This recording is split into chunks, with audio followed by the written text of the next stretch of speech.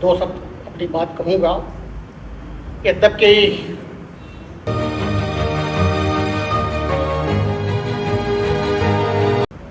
बोलने का अवसर अब बिल्कुल नहीं रहा और मुझे बोलना भी नहीं चाहिए, क्योंकि जो निर्धारित समय था उससे काफ़ी विलम्ब हो चुका है और जो बातें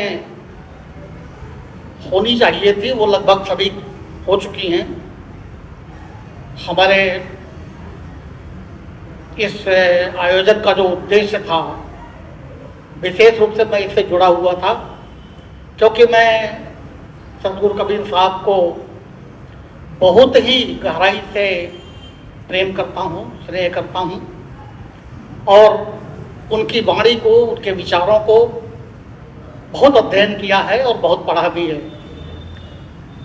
जैसा कि हमारे परम आदरणीय करदम साहब जो लेखक भी हैं और विचारक भी हैं, उन्होंने अपनी बात को बहुत संक्षिप्त शब्दों में और बहुत ही सारगर्भित शब्दों में आपके सामने रखा था और ये कहा था कि कबीरदास जी न हिंदू थे न मुसलमान थे और उन्होंने एक अलग ही ढंग से अपनी बात को रखते हुए अपनी व्याख्या की थी। आप सब सुन चुके हैं, उसकी पुनरावृत्ति करना भी उचित नहीं है। डॉक्टर रविकांत साहब, जिनको कि मैं निरंतर सुनता रहता हूँ, पहले तो एक आध बार सुना था लेकिन अब मैं उनका रेगुलर फॉलोअर हूँ यूट्यूब पर और वैसे भी सुनता रहता हूँ और धीरे धीरे मैं उनसे जुड़ता ही जा रहा हूँ और जुड़ भी गया हूँ, क्योंकि वो एक ऐसे वक्ता हैं जिनको समाज की ज़रूरत है और वो इतने निर्भीक और निडर हैं कि विषम परिस्थितियों के बाद भी अपनी बात को बड़ी बेलाज तौर से कहने का साहस रखते हैं। तो मैंने आज का जो आयोजन किया था, ये मेरी अपनी सोच थी। यद्यपि हमारे कुछ साथियों ने ये प्रस्ताव जरूर दिया था, लेकिन वो मेरे मन की बात थी, इसलिए मैंने ये रखा था। और आज जो विषय था गोष्ठी का वो यही था कि कबीरदास जी की कितनी प्रासंगिकता है। हालांकि कबीरदास जी का आयाम इतना व्यक्तित्व का बड़ा है, इतना एम्पलीट्यूड बड़ा है कि उनको सीमाओं में बांधा ही नहीं जा सकता। उसकी संक्षिप्त रूपरेखा डॉक्टर साहब ने सामने रखी थी कि घंटों बोला जा सकता है, घंटों बोला जा सकता है। तो मैं अब उसकी पुनरावृत्ति तो नहीं कर सकता और करना भी चाहता। मैं समझता हूँ कि मेरा जो उद्देश्य था, जिसके लिए ये आज का आयोजन किया गया था, वो पूरा हो गया। कुछ अंतर्निहित बातें थी वो भी पूरी हो गई और बाकी जो संदेश हम देना चाहते थे इस आयोजन के माध्यम से, वो संदेश भी चला ही गया। मैं किसी भी दशा में ऐसे कार्यक्रमों को राजनीतिक बिल्कुल रंग नहीं देना चाहता, न तो राजनीति को बढ़ाना चाहता हूँ, लेकिन स्थितियाँ ऐसी हो जाती हैं कि हम जो समाज से ग्रहण करते हैं वही समाज को देते हैं। कहा भी गया, साहित्य समाज का दर्पण है और कबीरदास जी ने भी समाज से जो कुछ ग्रहण किया, समाज ने उनको जो कुछ दिया, समाज में उन्होंने जो कुछ देखा, उसी बात को उन्होंने उल्लेख किया।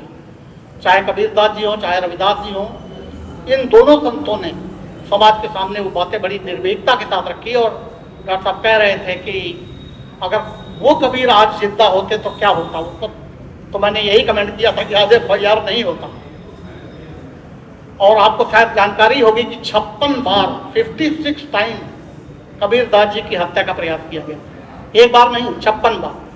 1398 में जब वो पैदा हुए थे तब तैमूर लंग का आक्रमण हुआ था दिल्ली पर, और 1518 में जब वो मरे थे तब सिकंदर लोधी का शासन था।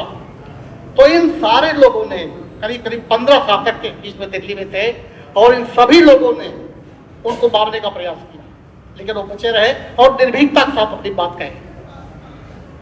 तो मैं उसकी क्या पुनरावृत्ति करूं, मैं एक बात खाली सुना करके अपनी बात को खत्म करना चाहूँगा। कहने के लिए तो बहुत कुछ था, बहुत सारी बातें थी। एक हमारे साथी ने एक लाइन सुनाई थी, अरे इन दो न राह न पाई। मैं उसको पूरा सुना देता हूँ। अरे इन दो न राह न पाई, हिंदू अपनी करय बढ़ाई, गागर छुअन देई, द्वेष्या के पावन तक होवे, यह देखो हिंदुआई, अरे इन दो न राह न पाई। मुसलमान के पीर औलिया का मतलब उनके जो संत हैं महात्मा हैं, उनके जो पीर हैं, मुसलमान के पीर औलिया मुर्गी मुर्गा खाई, खाला केरी बेटी ब्याह घर ही में करें सगाई, अरे इन दो रह न पाई। तो ये थे कबीरदास जी। बाहर से एक मुर्दा लाए, धोई धाई के चढ़ाई। क्या होता, बल चढ़ाई जाती है, तो जो बल चढ़ाई जाती है वो मुर्दा हो जाता है, तो उसको ला करके बड़े प्रेम से धोधा करके पकाते हैं और खाते हैं। तो बाहर से एक मुर्दा लाए, धोई धाई के खाई, धोई धाई के चढ़ाई, सारी सखियां मिल के खाएं, आपस में करें बड़ाई, अरे इन दो न पाई। तो कबीरदास जी ने इतना भयंकर कटाक्ष किया था उस समय हिंदुत्व पर और हिंसा पर। तो उन्होंने कहा ही था कि बकरी पाती खात है ताकि खंची खाम, जो नर बकरी खाता है ताकि कौन हवा। और मुसलमानों के लिए कहा था, दिन भर रोजा रखत हैं, रात हनत हैं गाय, यह तो खून वह बंदगी कैसे खुशी खुदा। तो मैं सुना सकता हूँ बहुत सारी बातें, लेकिन अब समय नहीं है। तो साथियों, मैं जो बात कहना चाहता था, सुनाना चाहता था, वो ये था, डॉक्टर साहब ने उसका जो अंतिम लाइनें थी, अंतिम जो अंत था, उसको सुना दिया था। कबीरदास जी 1398 में पैदा हुए थे और 1518 में 120 वर्ष की अवस्था में वो उनकी डेथ हुई थी। और इन्होंने काशी में पैदा हुए थे, जहाँ की ये धारणा थी और अभी भी धारणा है। हम लोग यहाँ पूर्वांचल में, मैं भी रहने वाला बनारस का ही हूँ, तो वहाँ की ये परंपरा है काशी की कि वहाँ चाहे कहीं का भी जो मरता है उसको दफन अगर किया जाता है, तो अगर उसको जलाया जाता है मणिकर्णिका घाट पर, तो उसको सीधा मोक्ष मिलता है, वो सीधा स्वर्ग में जाता है। और जो मगहर में मरता है वो अभिशप्त जगह मानी जाती थी, जो मगहर में मरता है उसको नरक मिलता है। तो चूंकि कबीरदास जी, और एक बात और थी इसी सिलसिले में बता दूं, आप लोगों ने काशी करवट का नाम किसी ने सुना है? काशी करवट, काशी करवट एक ऐसी चीज है कि काशी के थोड़ी दूर पर नेपाल घाट है, उस घाट पर एक बहुत बड़ा कुआं बना हुआ है और उस कुएं के अंतर्गत बर्छी और भाले की तरह त्रिशूल रखे हुए हैं। इतना अंधविश्वास है वहां, था पहले, अब तो नहीं है, कि अगर कोई भी व्यक्ति जो वृद्ध हो गया और मरने के करीब है और मर नहीं रहा है, तो उसके परिवार वाले ले जा करके उसके पास उस काशी में करवट देते थे, पलट देते थे, ताकि वो जाकर के वहां स्वर्ग मिल जाए। वो होता क्या था कि वहां जाकर के उस त्रिशूल या उस पर्ची भाले पर गिरता था और मर जाता था। तो अंतिम समय में उसकी हत्या कर दी जाती थी। हमारे चैनल लाइक, शेयर, सब्सक्राइब देखना मत भूलिएगा। जय भीम, जय भारत, जय संविधान, नमो बुद्धाय। धन्यवाद। चैनल आर्थिक समस्या से गुजर रहा है।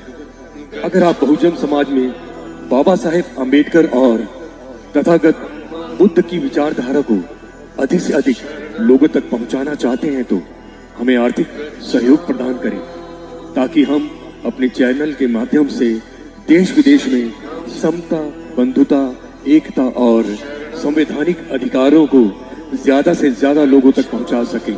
आप अपनी सहायता राशि नीचे लिखे खाते में जमा करा सकते हैं। खाता धारक गौतम रत्न, खाता संख्या 3169576865 IFSC कोड SBIN 0060336, बैंक भारतीय स्टेट बैंक।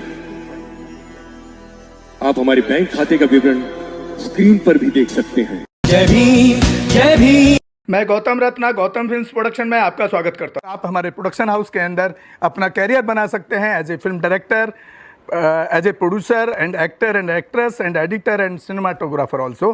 अगर आपको फिल्म से रिलेटेड कुछ भी प्रोजेक्ट आपको बनवाना है, तो हमारे पास में पूरा सेटअप है, जिसमें फिल्म कैमरा है, शूटिंग लाइट्स है और एडिटिंग है। सारा A to Z एक ही जगह पर आपको हमारे यहाँ पर मिल जाएगा। तो दोस्तों, आप हमें कांटेक्ट कर सकते हैं हमारे नंबर्स पर 9810085714।